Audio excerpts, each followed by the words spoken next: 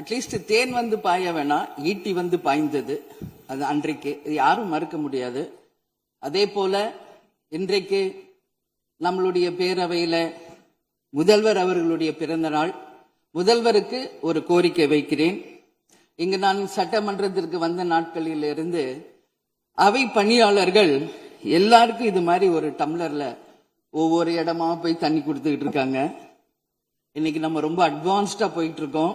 இன்னும் ஸ்டில் அந்த ஓல்டு மாதிரி போயிட்டு இருக்கு. இல்ல ஒரே ஒரு விஷயம், மாண்பு உறுப்பினர் இந்த தேன் பாய்ந்தது அந்த வார்த்தை அவைக்குள் நீக்கப்படுகிறது. அதை எடுத்துருங்க. அடுத்ததுங்க, இது மாதிரி கொடுக்கறது ஒன்லி கிளீன்லினஸ் ஒண்ணு. அவை பணியாளர்களுக்கு நிறைய வேலை இருக்கு. ஒவ்வொரு டேபிளா அவங்க தவழ்ந்து கொடுக்கறது நமக்கே பாக்குறதுக்கு ஒரு மாதிரி இருக்கு. சோ சிஎம்க்கு ஒரு ரெக்வெஸ்ட், பெட் பாட்டில்ஸ்ல ஒவ்வொரு டேபிள்லயுமே பாட்டில்ஸ் நீங்க குடி தண்ணீர் வச்சிடலாம். குடிச்சிட்டு அவங்கவுங்க இடத்துல அவங்கவுங்க வச்சிட போறாங்க. இதனால கவர்மெண்ட்டுக்கு எக்ஸ்ட்ரா செலவும் ஒன்னும் வரப்போறது இல்ல. அவங்கவுங்க இடத்துல வச்சிடலாம் அப்படின்ற என் கருத்தை நான் சொல்றேன். ஏன்னா இது டம்ளர்ல கொடுக்கறதும் அது மறுபடியும் கேட்கறதும் அவங்க வருவதும் அவங்களுக்கு நிறைய பணிகள். அது பதில் ஒவ்வொரு சீட்ல ஒரு பெட் பாட்டில்ஸ் மாதிரி கண்ணாடி பாட்டில்ல வாட்டர் வச்சுட்டா அவங்களுக்கு தேவைக்கு எடுத்துட்டு கொடுத்துடலாம். சோ இது பிறந்த நாள்ல முதலமைச்சருக்கு ஒரு கோரிக்கை வைக்கிறேன்.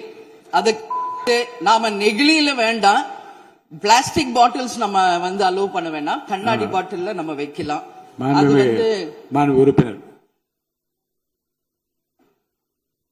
மாண்புமிகு பேரவைத் தலைவர் அவர்களே, அந்நியார் அவர் ஒரு நல்ல கருத்தை இங்கே சொல்லியிருக்கிறார்கள். அந்த கருத்து ஏற்புடையது அல்ல என்பதை நான் தெரிவித்துக் கொள்ள கடமைப்பட்டிருக்கிறேன். என்ற கோபம் வந்தால் தண்ணி பல்லை கொண்டிருக்க வாய்ப்பு இருக்கிறது.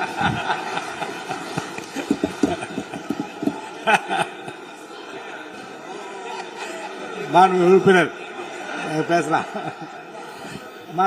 இப்போ தண்ணி பாட்டில் தான் வீசணும் கிடையாது, டம்ளர்ல கூட வீசி அடிக்கலாம். உறுப்பினர் ஒரு நிமிஷம்.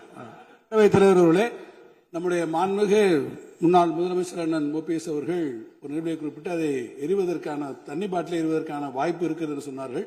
ஒருவேளை அவருடைய தனிப்பட்ட அனுபவத்தின் காரணமாக அதை அவர்கள் இங்கே குறிப்பிடுறார் என்பதை நான் அறிய விரும்புகிறேன்.